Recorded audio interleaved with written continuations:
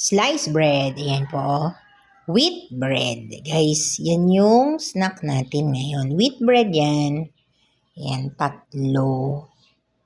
O tapos, di ba may palaman yan? O ipatong. Yan. Tapos, ito. Ganyan lang. Ito po ang ating snack for today.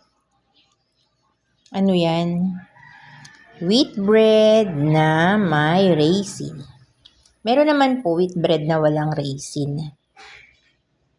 Meron naman yung chocolate. Yan. Diba? Yan yung ating, yun, sumobra pa yung kanyang spread. Ayan. Yan, at least merong fiber kahit konti.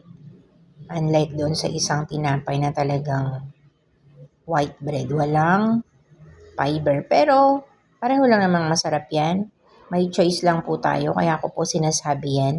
Ibig lang kong sabihin, po pwede kayong mamili kung gusto nyo ba ay white bread lang or itong wheat bread. So, may choice po kayo, guys.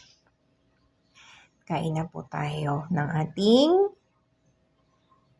merienda. Pwedeng snack, pwedeng may hot choco, pwedeng may cold drinks, pwede po yan.